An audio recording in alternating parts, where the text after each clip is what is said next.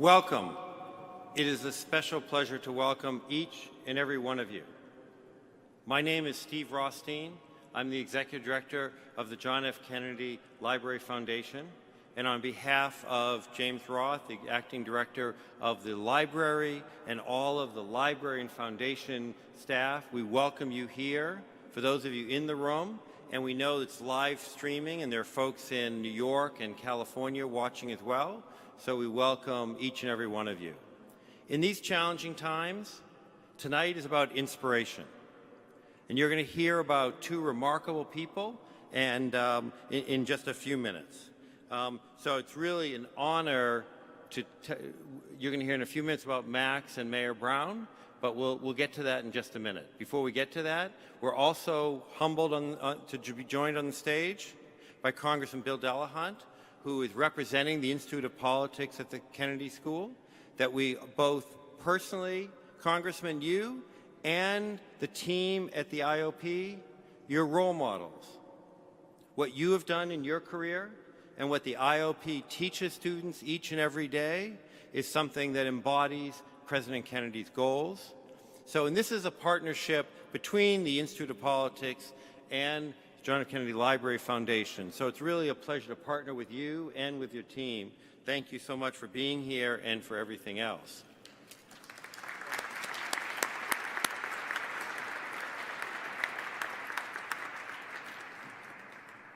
I also want to recognize, we could spend all night recognizing all of you, but I'm just going to identify there are 3 elected officials, 2 that I've seen and 1 that I was told was here. So State Representative Nick Collins, State Representative Kevin Honan, and State Representative Tom Coulter. Thank you all for your great work and leadership. Thank you very much.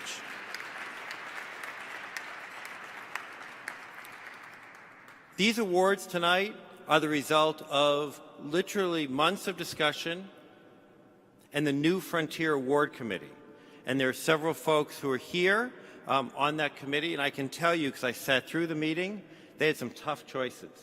That there are a lot of inspiring people. These 2 rose to the top, but join me to thank the awards committee for all of their great work. Thank you very much.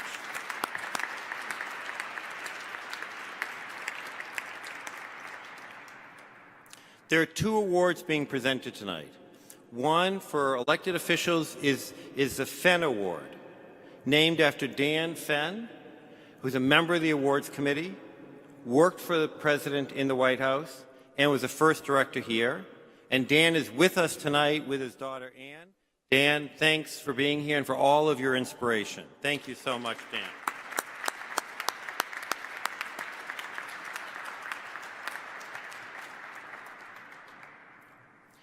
This is also, many of you in the audience here are members of the New Frontier Network.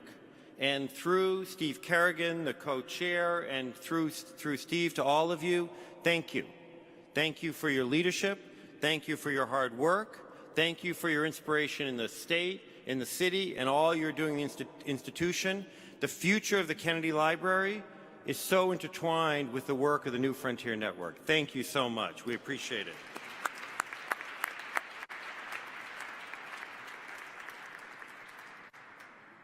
It is truly, some people say the next person needs no introduction. Well, this actually person needs no introduction.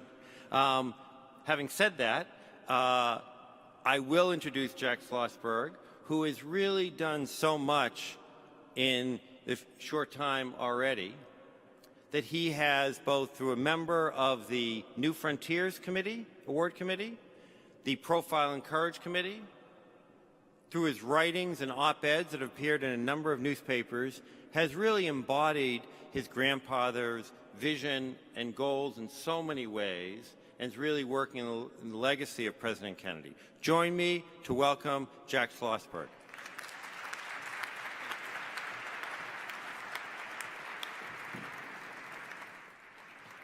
Thank you.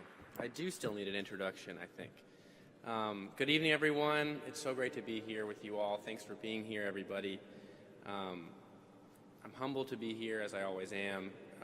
Really grateful for all the members of the New Frontier Selection Committee that I serve with who are here tonight, and the New Frontier Network that are here tonight. Thank you, Congressman Delahunt and Stephen and everyone else for coming to Columbia Point.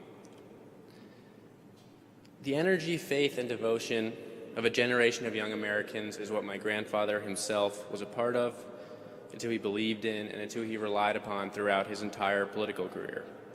He never claimed to have all the answers, or that the success of his ambitious programs would be anything but hard.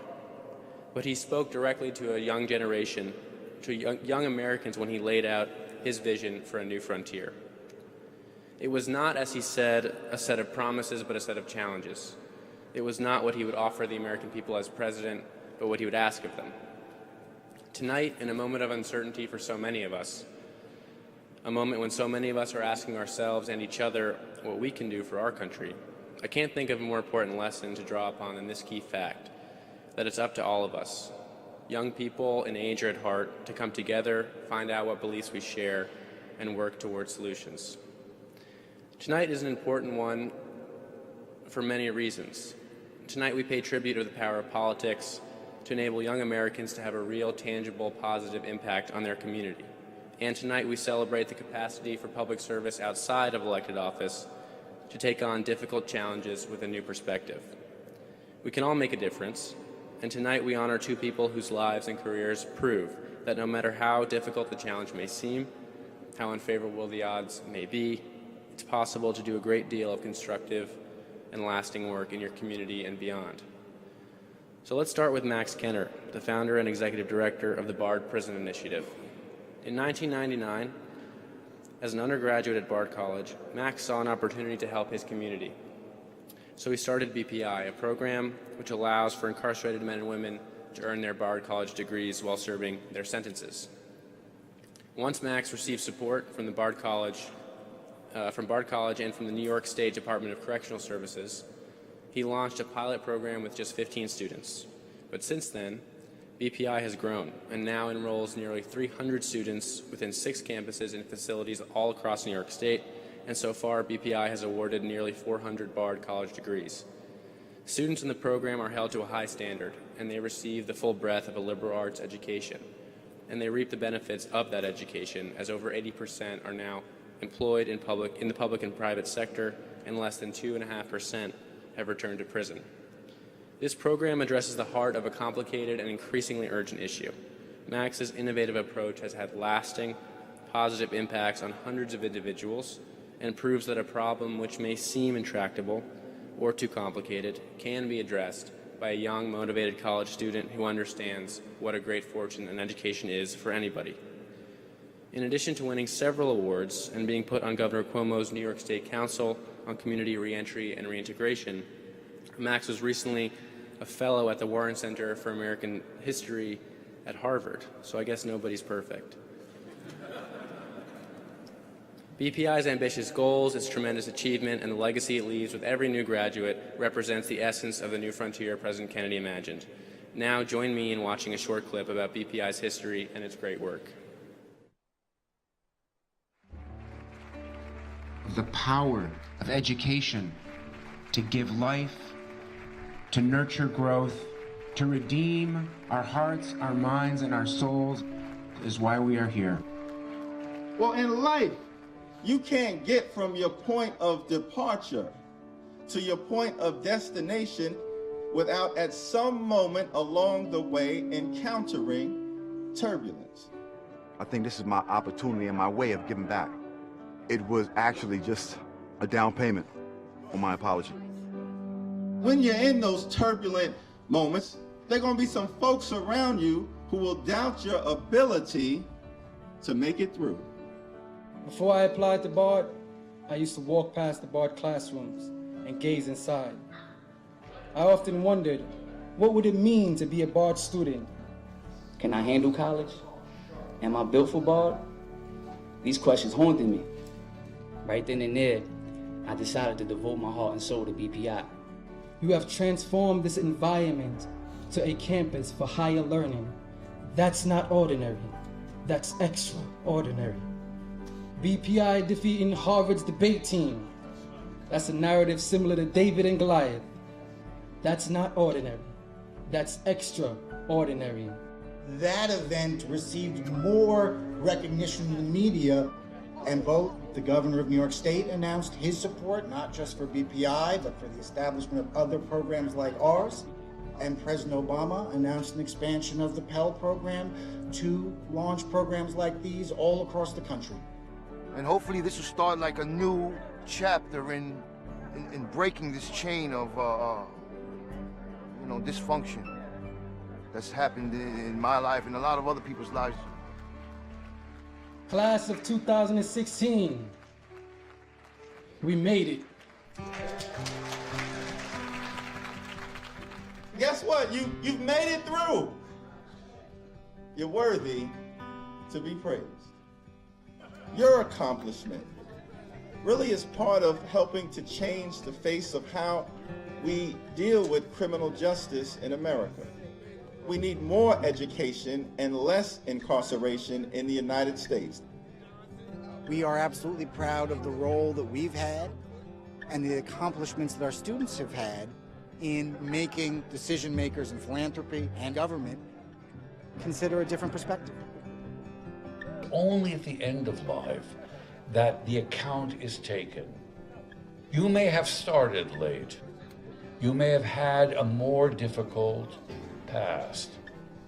But I believe you have a much more powerful future. I once read an article, and the author was saying that liberal arts degrees are a waste of time. And I was saying to myself, this author, he hasn't been to BPI. Every day we are living testament that higher education works.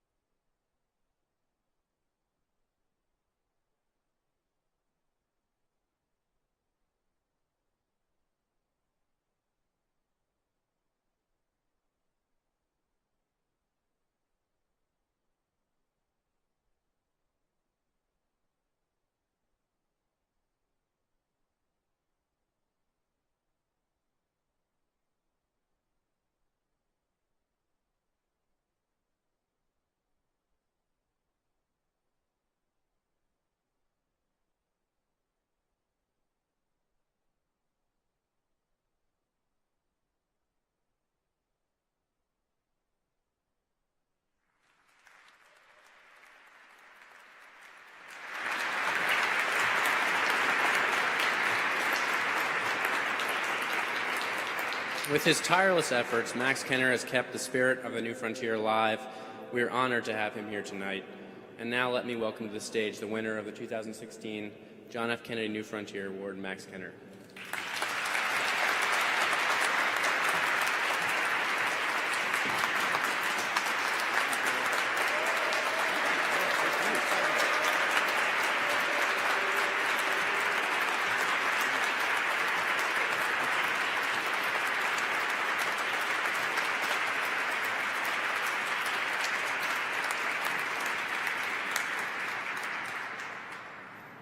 It is obviously a thrill and a real honor to be here with all of you, with you, Jack, and recognizing not only your accomplishments, but obviously all your family has done for the country, and with Mayor Brown.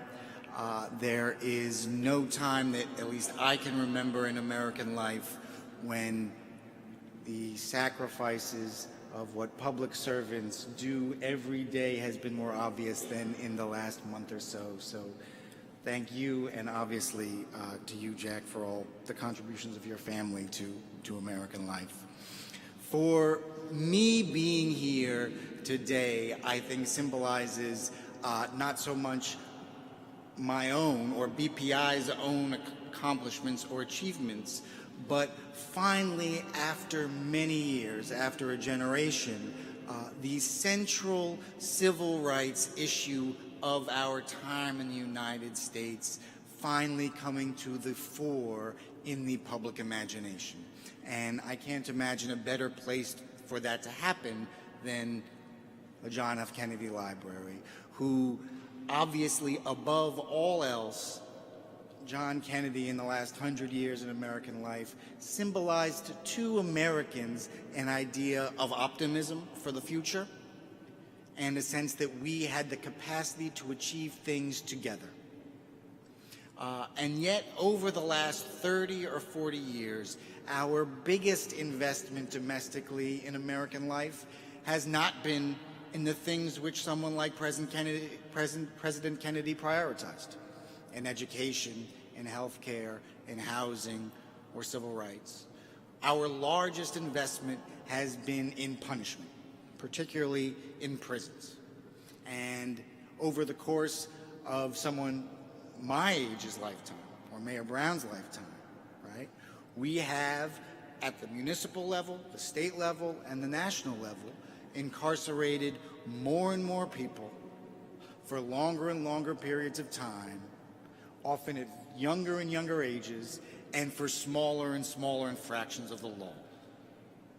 And we've done that and made prisons the central public institution in our lives, in our civic lives. And we've done that and simultaneously gone out of our way to make those prisons worse, make them less hopeful, make them places where less can be achieved for people in prison and their families and their communities during incarceration and post-release, right? So what we've done at BARD, as you've seen in this video, is created an institution which was not necessarily innovative. There was college opportunity in every state and federal prison across the United States for a generation until 1994 with the Clinton crime bill. And so what we've done at BARD is build an institution which really sets the tone and sets the standard for the return of real educational opportunity and real hope and real meaning in our prison systems across the United States. And the students that you've seen in these videos, it's so important to remember, are not analogous to, are not in some way like, but they are exactly the same people who our last generation of most distinguished social scientists and leaders in government and in education described as super predators, right? Who we built a giant multi-billion apparatus to keep away from us. And the cynicism that was involved in that was not limited to some imaginary terrible people, right? We were all culpable in it. And the kind of cynicism that led to those decisions, I think, were not limited to law enforcement. They also included the great leaders of the most important secular liberal institutions in American life, and those are our colleges and universities. There is not anyone in this room who thinks that, in my opinion, that any of our colleges and universities are doing what they need to do to prepare this next generation of Americans for the challenges we face in the 21st century. So at BARD, our idea is, how do we refashion, how do we smash the way we've done college admission in the United States and engage as many kinds of Americans as we possibly can in the most ambitious, most rigorous, most dignified kind of education we possibly could. And so the kinds of students you saw here, right, just to name a few, our friend Jewel, who you see released in this from prison in this video,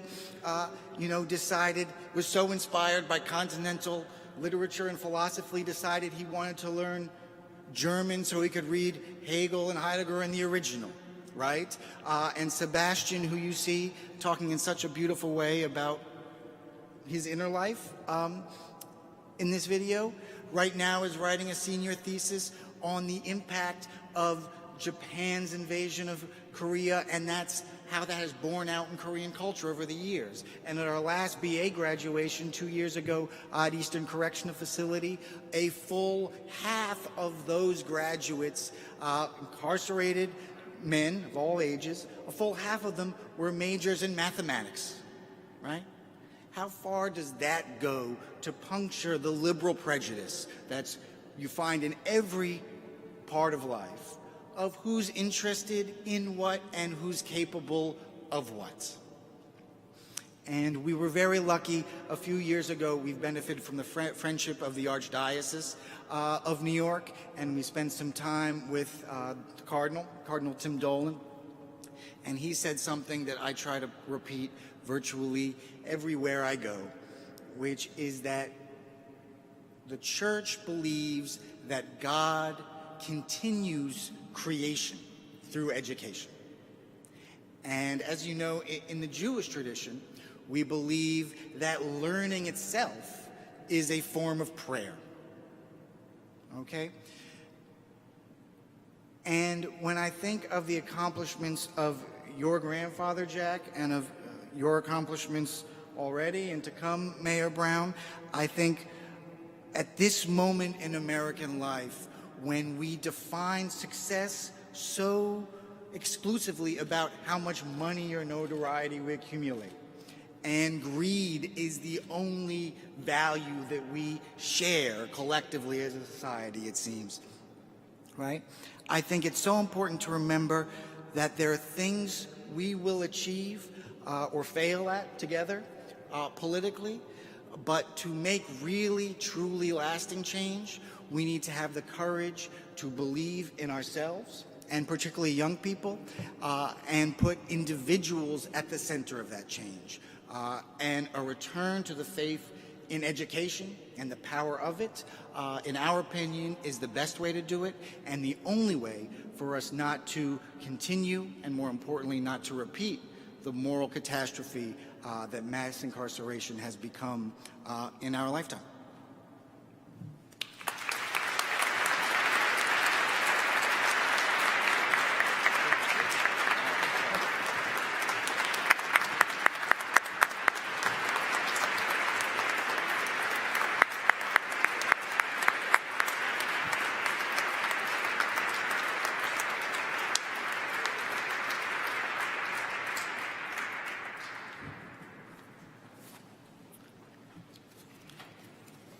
Thank you, Max. That's an inspiring story that I think we can all learn a lot from, and certainly puts what I was doing as an undergraduate in perspective.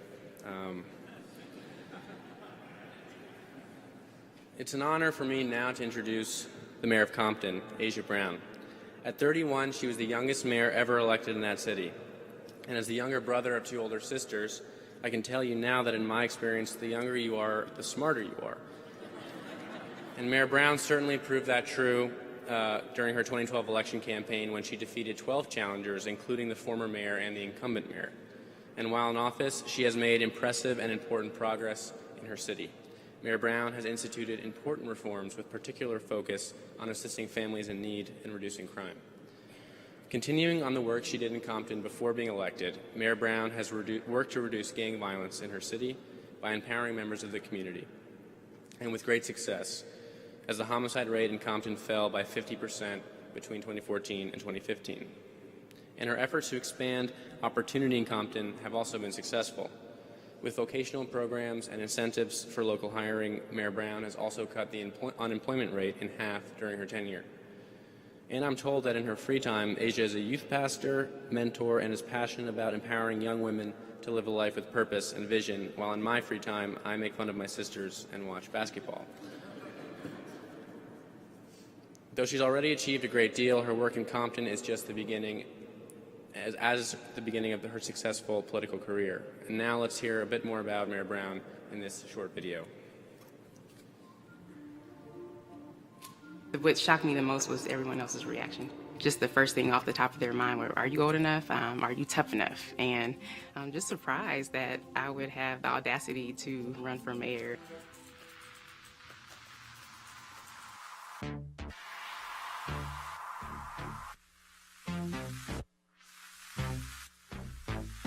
I was the youngest elected mayor in the city of Compton and the first woman in over 40 years. I had never even considered really that I didn't really fit the mold. I just was always raised that I can do anything. I've dedicated my career to rebuilding communities, and I was really excited seeing the huge opportunity that we have here to really rebuild our city. Growing up, I was always interested in where my mother was from. My grandmother migrated to Compton in the early 1960s and raised my mother, and she would just tell us that I grew up similar to how you all are growing up. She used to go fishing at the Compton Creek. She grew chickens and they sold eggs and just really had a really awesome childhood.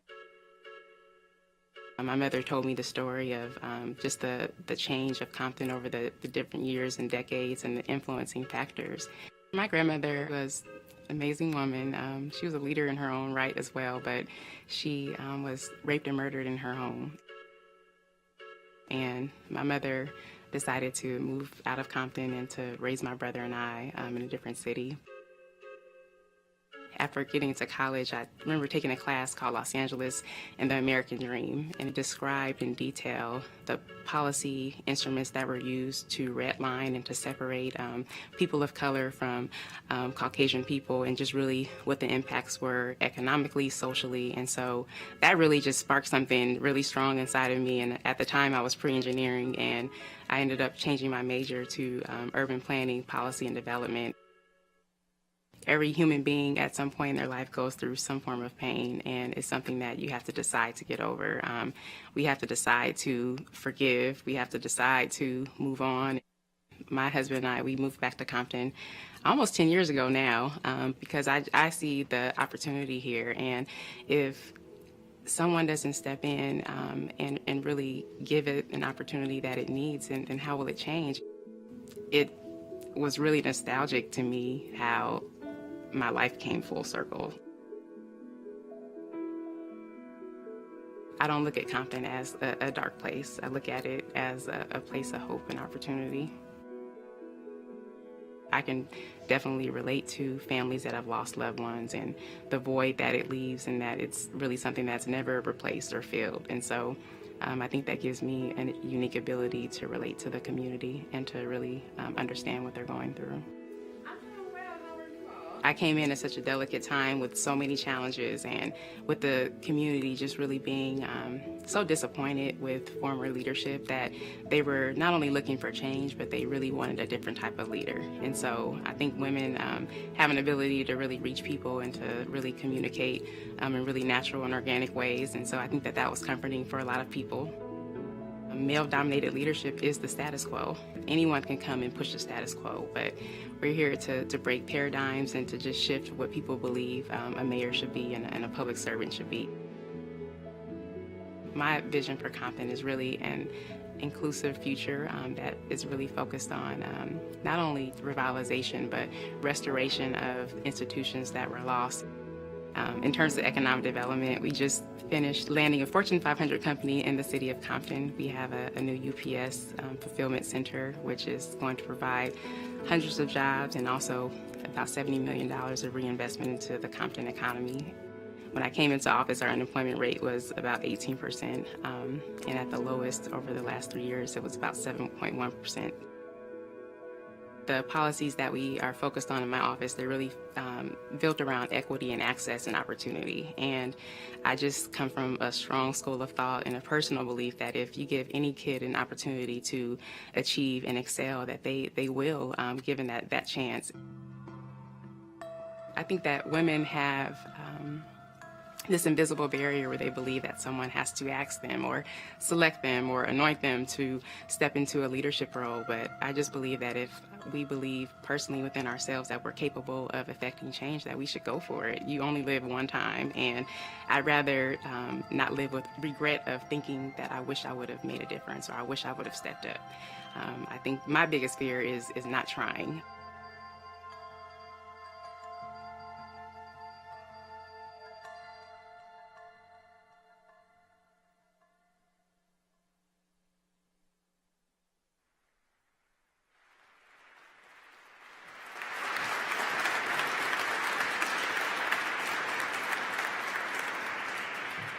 With the youthful energy she brings to the job and the ambitious programs and high hopes she has for her city, Mayor Brown represents my grandfather's vision for a new frontier in a new century at a moment when our country surely needs it. Please join me in welcoming the winner of the 2016 John F. Kennedy New Frontier Award, Mayor Asia Brown.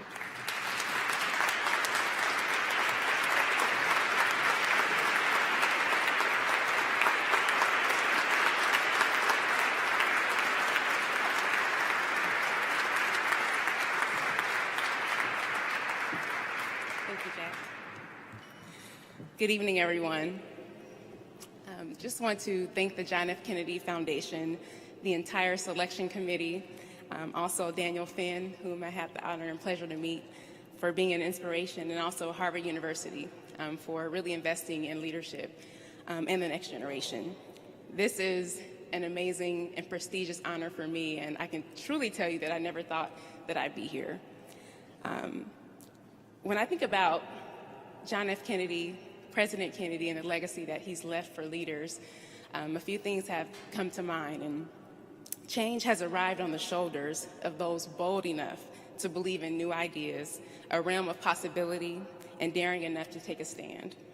We must continue to believe in the possibility of a brighter shared future and the ingenuity that youth brings. However, we must be vigilant in protecting our foundational values that have made this nation great. I believe in order to secure our future as a nation, we must be intentional in the pursuit of building our next generation of leaders. When I was just a new mayor, I was blessed to attend the Harvard Institute of Politics for new mayors. And we spent a week here learning about all the challenges that we would ultimately face. That experience had a profound impact on me, and I realized that I wasn't the only person crazy enough to take this position, but also that there were many others just like me that had a heart for service.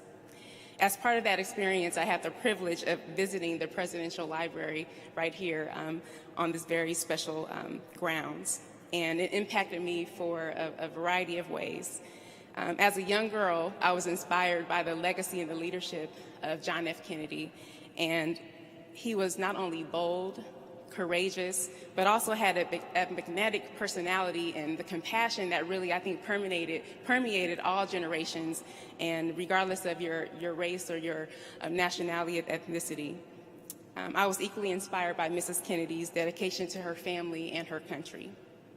I was so impacted that I said a little prayer that my husband and family could experience this library, and they're here with me on this evening, so I'm thankful.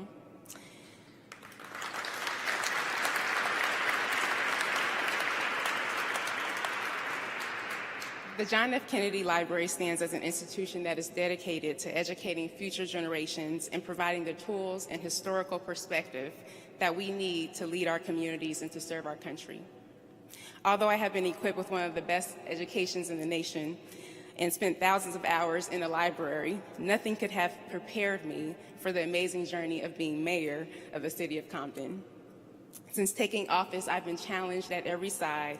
I've been stretched, yet I have not been uprooted in my mission and my commitment to my community, because I truly believe that every individual breathing deserves a decent quality of life. I'm committed to the children and the families that I serve, and I believe that as a nation, if we pull together, especially at a time such as this, that we can make it through any obstacle and challenge that we face together. One of my core qualities is my transparency. I am not a politician. I never thought I would be a politician, and I can tell you that I was just one person that was committed to my community and that wanted to make a difference. We have to encourage our young people that have strategic minds to not only get their education and leave their communities, but really come back to the same places that have invested in them. I believe that our next generation of leaders, they're present now, and that they need the Daniel Finns and those that have had the history and the legacy to really transform and transport that information that we need in order to activate in this special time. It is young leaders like President John F. Kennedy and Reverend Martin Luther King that remind me every single day that age does not determine my ability to make an impact. Like my fellow honoree, Max Keener, we must all be ever more committed to helping the least of those people that have been outcasted and those communities that have been counted out. President Kennedy said it best, if a free society cannot help the many who are poor, it cannot save the few that are rich. I am truly honored to accept this award, and although I don't feel worthy of the honor, I'm humbled to be here and share this occasion with my family and my team. To my husband, Van, who has invested in me as a person and a leader, and that graciously allows me to follow my dream, I thank you, because I wouldn't be here without you.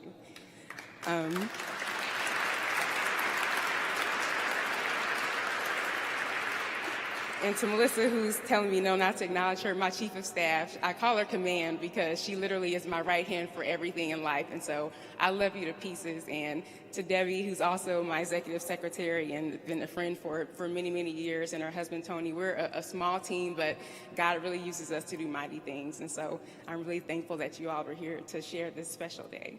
Thank you all. God bless you.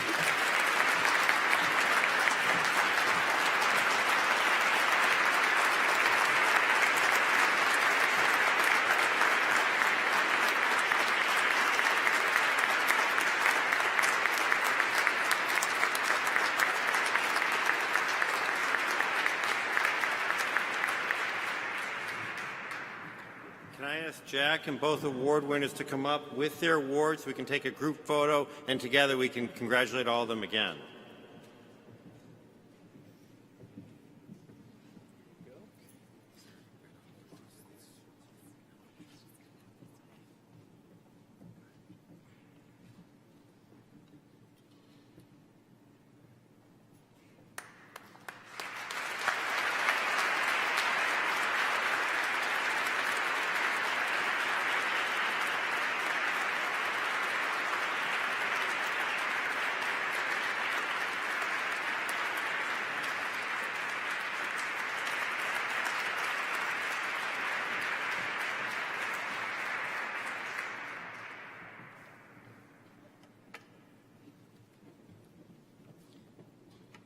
Before I ask Congressman Delahunt to come up to say a few words, that I want to say a special thanks, and I'd ask you to join me, for the folks that work with both me at the Foundation, with James Roth at the library, and with Congressman Delahunt at the Institute of Politics. There are many of the folks here, and they're actually still standing in back and making sure things are going smoothly. So to them and to the wait staff, please join me to thank them for their great work.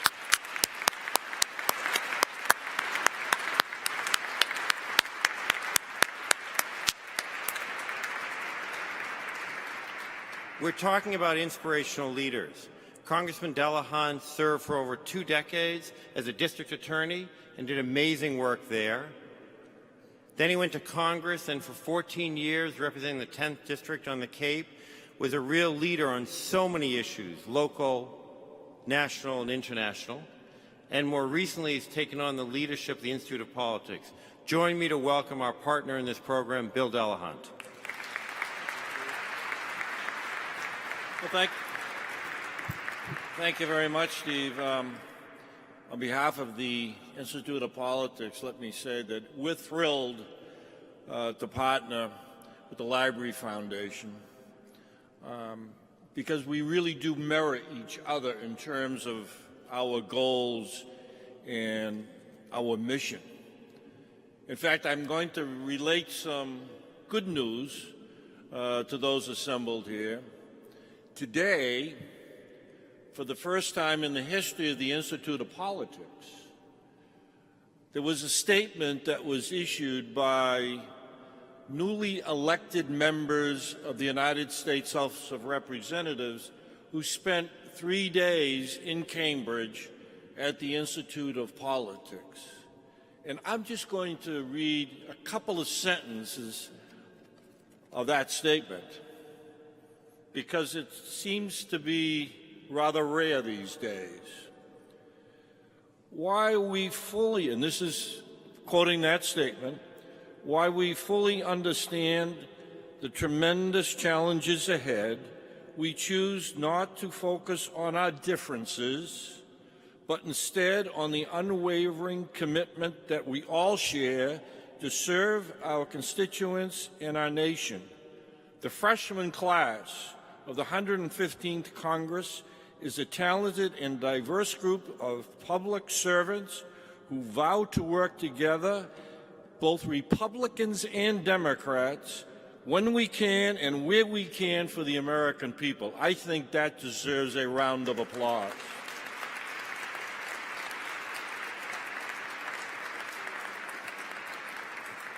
You know, there really is hope.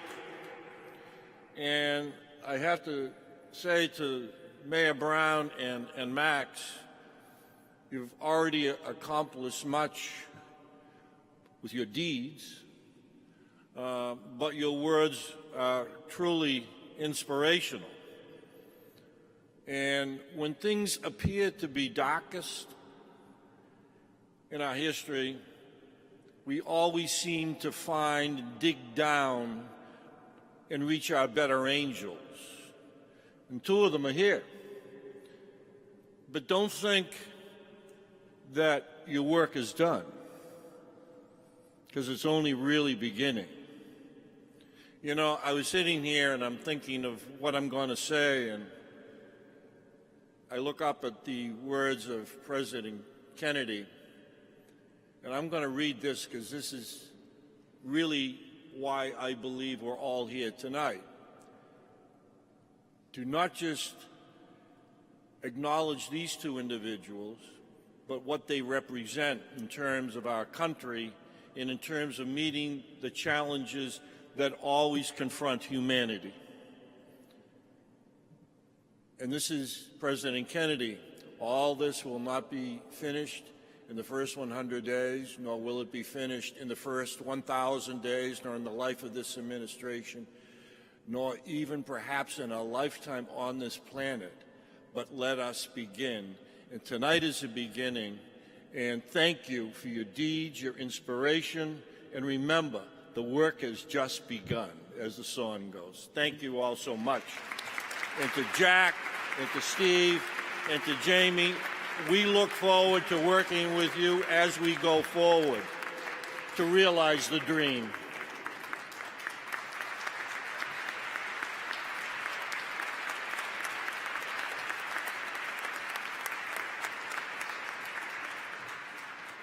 Please join us in the reception. You have a chance to mingle informally. Thank you for all your work and happy holidays. Thank you.